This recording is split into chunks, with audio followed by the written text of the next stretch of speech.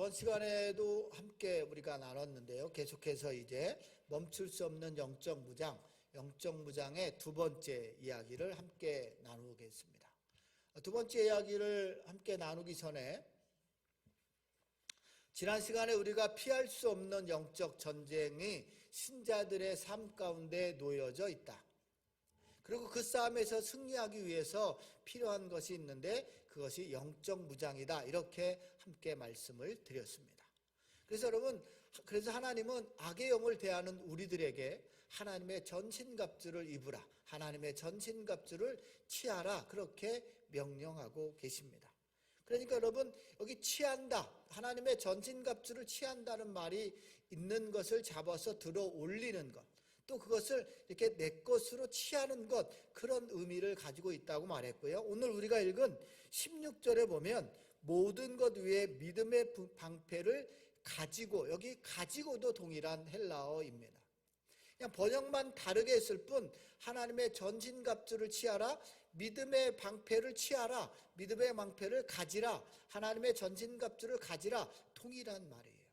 그러니까 여러분, 하나님의 전신갑주를 취한다는 것, 또 믿음의 방패를 취한다는 것, 가진다는 것은 이 악의 영들, 어둠의 권세에 대항하고자 하는, 그 싸우고자 하는 마음의 결단이 우리 안에 있어야 이것을 취하고 가질 수 있는 것입니다. 여러분, 전쟁에 나가는 사람들이 전쟁에 앞에 딱 나갈 때 믿음의 방패를 딱 들고 전쟁에 준비하는 마음이 있는데, 여러분, 전쟁에 마음이 없으면 들고 있는 믿음의 방패고 뭐고 다 집어던지고 36개로 도망하는 거죠. 여러분, 그것을 든다는 것, 전신갑주를 취한다는 것은 싸울 준비를 하는 거예요. 대항하고자 하는 마음의 자세, 또 싸우고자 하는 마음의 결단이 우리 안에 있는 거죠.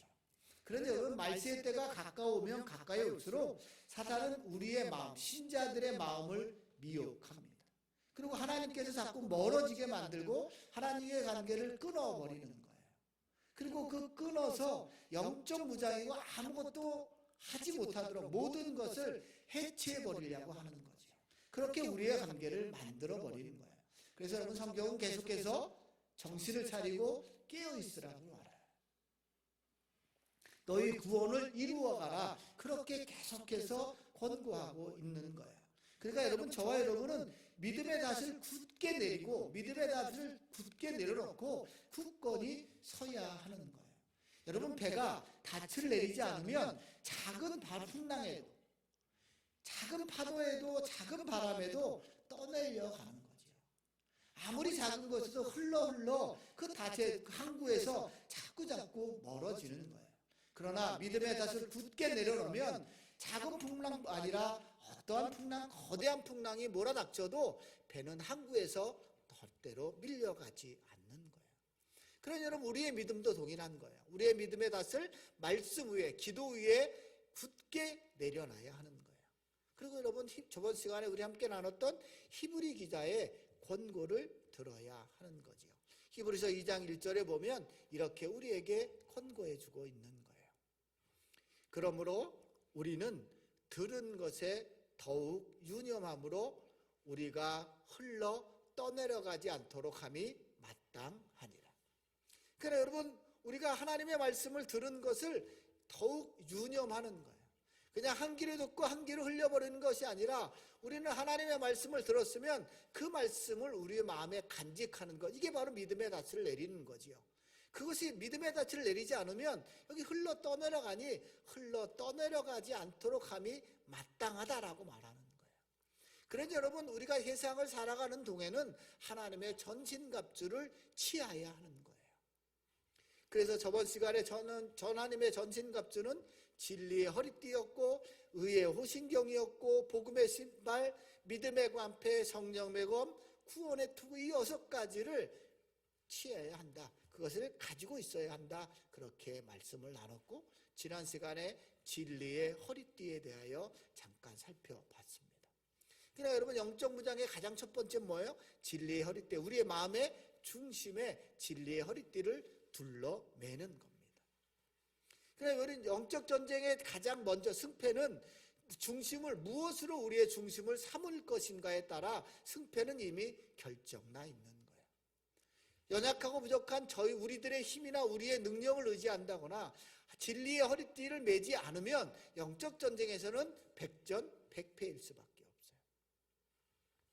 그러나 여러분, 우리가 전쟁에서 패하면, 전쟁에서 실패하면 우리는 하나님이 원하시는 삶을, 원하시는 삶을 살 수도 없고 하나님의 뜻대로 살아가는 것은 불가능한 일이에요. 그리고 우리가 이 땅에서 하나님이 주시는 참 자유와 진정한 행복을 누릴 수도 없는 거예요. 그러니 여러분, 우리는 이 진정한 자유와 행복을 누리기 위해서 가장 먼저 해야 되는 것이 진리의 허리띠를 띠고 영적 전쟁터로 나가야 하는 거예요. 그리고 그것을 가지고 나가야 승리해 줄 수 있고, 그걸 가지고 나가야 승리할 수 있고, 우리가 이 땅을 살아가는 동안 하나님이 주시는 하나님의 뜻대로 또 하나님이 주시는 진정한 행복과 자유를 누릴 수 있다. 그렇게 지난 시간에 첫 번째 이야기를 나눴어요. 자, 오늘 영적 무장의 두 번째는 의의 호심경입니다. 여러분, 오늘 14절에 보면 그런즉 서서 진리의 허리띠를 띠고 의의 호심경을 붙이고 라고 그렇게 말합니다. 여러분, 이 하나님의 의는 많이 들어본 말이에요. 여러분, 헬라어로는 디카이오시네 이런 말인데 그냥 말 그대로 의로움, 의예요. 여러분, 이 의라는 말, 하나님의 의라는 이 말은 하나님께 받아들여질 수 있는 조건인 거예요. 그러니까 여러분, 하나님이 우리를 받아주시는 조건이 있어요. 저와 여러분이 얼굴이 잘생겨서 우리가 무슨 능력이 있어서 우리가 무엇인가 많이 해서 그렇게 해서 우리가 하나님 앞에 만약에 받아들일 수 있다면, 만일 목사만 받아줄 수 있다면, 교회에 헌금 많이 한 사람만 받아줄 수 있다면 별로 하나님 앞에 받아들일 수 있는 조건은 극히, 하나님 앞에 받아들임을 받는 사람은 극히 극소수일 거예요. 그러나 하나님께 받아들일 수 있는 조건은 우리가 아는 것처럼 우리의 의로움이나 우리의 행위로 받아들여지는 것이 아니라는 사실을 우리는 너무나 잘 알고 있어요.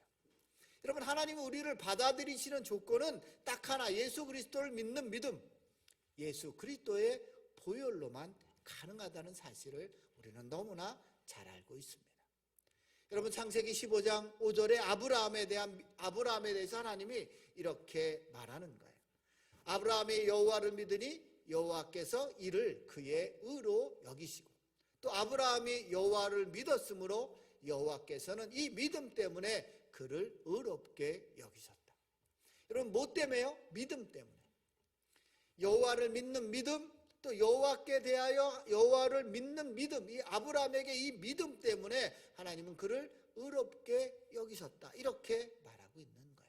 그런데 여러분, 우리가 하나님 앞에 받아들일 수 있는 조건은 딱 한 가지, 하나님을 믿는 믿음, 예수 그리스도를 믿는 믿음만이 우리가 하나님 앞에 받아들여질 수 있는 조건인 거예요. 그러니 여러분, 하나님이 우리를 의롭게 여기시는 것은 저와 여러분의 어떠한 공로나 어떠한 행위도 아니고, 나 같은 죄인을 살리시기 위하여 죽으신 예수 그리스도를 믿는 믿음, 이것이면 필요 충분하다, 그렇게 말하고 있는 겁니다.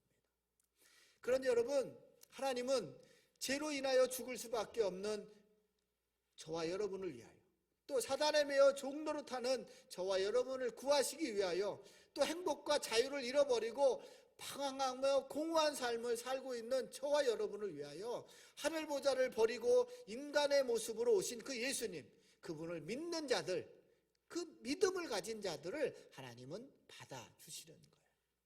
그리고 그렇게 하나님이 우리를 받아주신 우리는 이제 이전의 삶에서 벗어나서 새로운 삶으로 살아가게 된다. 성경은 그렇게 말해주고 있는 거예요.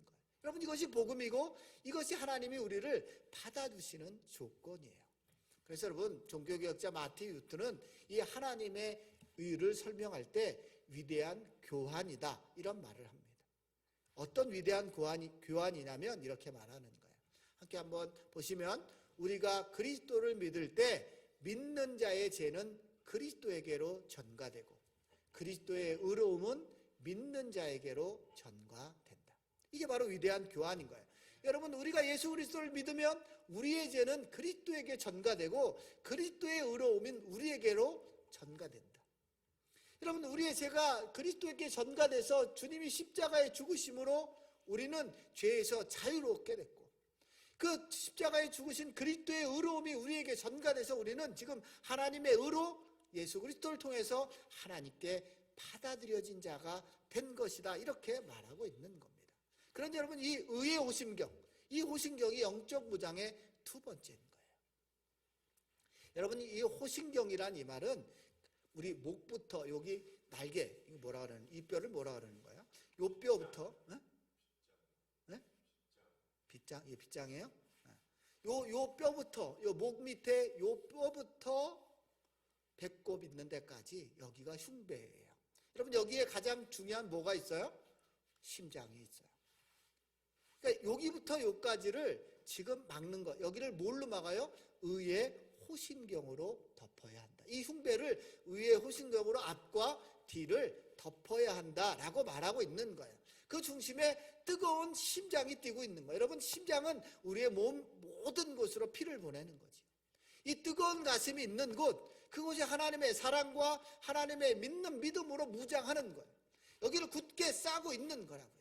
사단이 우리의 마음을 공격하지 못하도록 의의 호신경을 이 가슴 흉배에다가 붙이며 앞뒤로 붙여서 꽉 메고 있는 거예요. 여러분, 심장이 멈춘다는 것, 심장이 뛰지 않는 건 우리의 생명이 끝나는 것처럼 우리의 마음을 잘 지키지 못하면 우리의 믿음도 끝이 나는 거예요. 그런데 여러분, 사단은 우리의 마음을 끊임없이 공격하는 거예요. 다른 것이 아니라 우리의 마음을 공격하는 거라고요. 우리의 심장이 뛰지 못하도록, 우리의 심장이 하나님을 향하여 뜨거운 열정으로 예배하지 못하도록 우리의 마음을 낙심시키고 우리의 생각을 자꾸 절망으로 떨어뜨려 가는 거예요. 우리의 마음을 무너지게 만들고 환경과 여건을 통하여 우리의 마음을 무너지게 만들고 우리의 마음을 죄로 미혹하고 또 죄로 유혹하고, 그래서 우리의 마음을 무너지게 만드는 거예요.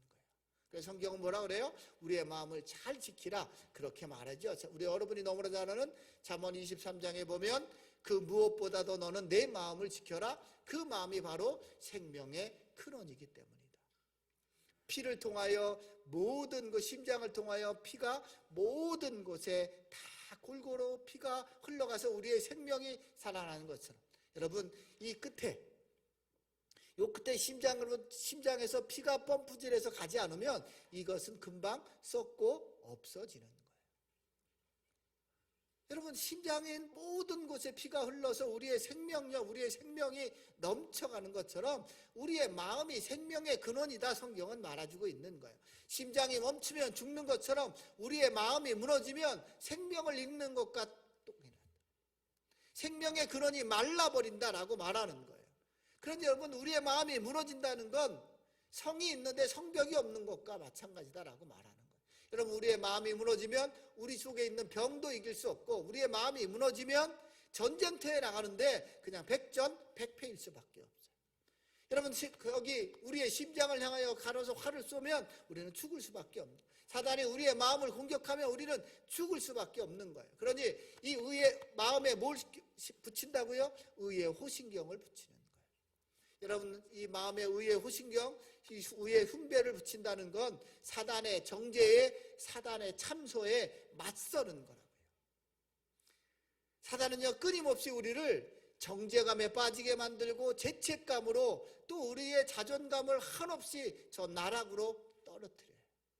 그리고 여러분, 이런 정죄감, 죄책감, 자존감이 떨어지면 하나님을 신뢰할 수 없게 되는 거예요. 하나님을 의지할 수 없게 되는 거예요. 그래서 여러분, 많은 그리스도인들이 무기력하게 살아가는 이유는 이 사단이 주는 우리의 마음을 공격하는 정죄감과 죄책감과 우리의 자존감을 한없이 나락으로 떨어뜨리는 거지. 그래서 우리를 하나님으로부터 멀어지게 만드는 거예요. 그래서 여러분, 사단은 우리의 마음에 뭐라고 속삭이는 거예요? 너 같은 사람이 하나님의 자녀라고? 너의 연약한 모습으로 무슨 그리스도인이라고? 말씀대로 하나도 살아가지 못하는 너를 좀 보라고. 네가 무슨 하나님의 행위를 할 수 있고 하나님의 자녀라 말할 수 있는, 너에게 하나님을 닮은 신실한 모습이 하나라도 있니라고 하며 우리의 마음을 끊임없이 공격하지. 너가 행하는 일들을 보라고 너에게 예수 믿을 자격이 있는지 묻는 거예요.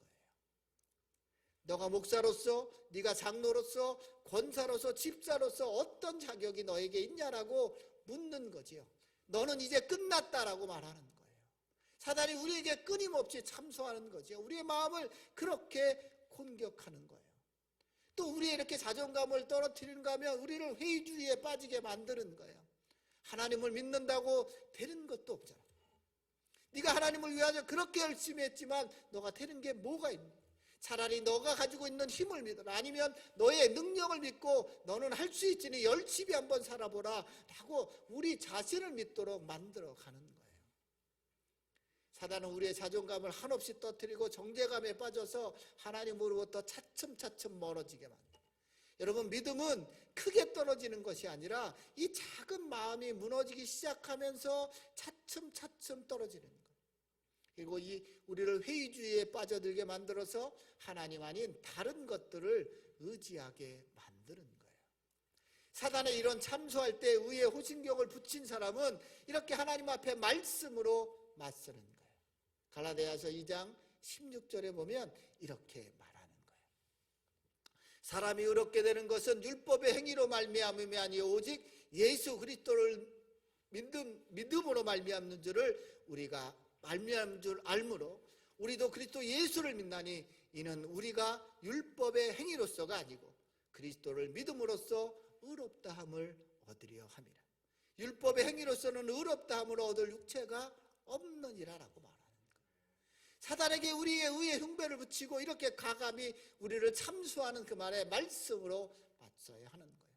주님처럼 사람이 떡으로만 사는 것이 아니라 하나님의 말씀으로 사는 거라고 사단의 참소에 맞서야 하는 거예요. 그렇게 사단의 참소에 하나님의 말씀으로 맞추는 거예요.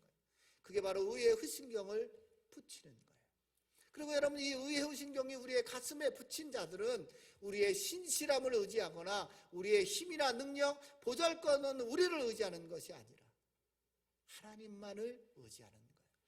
우리를 의롭다 하시는 신실하신 하나님, 우리의 행위나 여건을, 환경을 바라보고 우리를 의롭다 여기시는 하나님이 아니라 신실하게 오늘도 우리를 의롭다 여기시고 우리를 하나님의 자녀 삼아주신 그 하나님을 믿는 거예요. 찬양의 가사처럼 원수가 날 정죄해도 난 의롭게 설 수 있는 거예요. 나에겐 더 이상 정죄함이 없다고 말하는 거예요. 왜요? 나는 주보혈 아래에 있으니 나에겐 정죄함이 없다라고 말하는 거예요. 예수 그리스도의 피가 내 죄를 사했기 때문에 하나님의 긍휼이 나를 더욱더 거룩하게 한다라고 찬양의 가사처럼 어릴 적 유월절 어린 양의 피로 우리가 청결하게 됐다라고 고백하는 거예요. 여러분, 우리의 삶의 문은 유월절 어린 양의 문으로 피로 열려 있다라고 찬양의 가사처럼 고백하는 거예요. 사랑하는 성도 여러분, 여러분의 마음에는 이 의의 호신경이 붙어 있으십니까? 여러분, 우리가 아직도 나 자신을 의지하거나 죄책감이나 정죄감에 빠져 살아가거나 또 자기 의로움에 빠져 살아간다면 의의 호신경을 다 띄어버린 사람인 거예요. 여전히 사단의 권세 아래 살아가는 사람이라고요. 그래서 늘 정죄감에 시달리고 늘 자책감에 시달리고 죄책감에 시달려 사는 어리석은 삶을 살게 되는 거예요. 그런 사람들은 예수를 믿지만 그런 사람들의 삶의 행복도 참 자유도 그저 공허하며 예수를 믿지만 우리의 마음은 텅 빈 것처럼 살아가게 되는 거예요. 왜요? 사단이 우리의 마음을 계속해서 참소하기 있기 때문에 그래요. 하나님은 저와 여러분에게 예수 그리스도를 믿음으로 참 자유를 주셨어요. 그리고 예수 안에서 참 행복을 누리는 삶을 살아가게 하셨다고요. 우리가 그 삶을 누려가는 건 첫 번째 진리의 허리띠를 둘러매는 거예요. 그리고 우리의 가슴에 우리의 뜨거운 마음에 의의 후신경을 앞뒤로 붙이고 사는 거예요. 이렇게 영적 무장을 하는 거라고요. 하나님의 전신갑주 2가지를 먼저 취하는 거예요. 계속해서 나누겠지만 이렇게 6가지를 다 취하고 사는 거예요. 그런데 여러분, 저번 시간에 말한 것처럼 팍스 로마나처럼 우리가 평안하다고, 평화가 우리 삶에 왔다고, 이제 살만하다고, 먹을만하다고, 예배 대충 드려도, 예배 그냥 드려도 살만하다고 우리의 영적 무장을 해제하는 순간 우리의 삶은 무너지기 시작하는 거예요. 여러분, 대한민국 교회가 왜 이렇게 무너지고 있는 거예요? 평화로운데 우리의 영적 무장을 해체했기 때문에 그래요. 그리고 사단이 참소하는 그 소리를 계속해서 듣고 살아가기 때문에 그래요.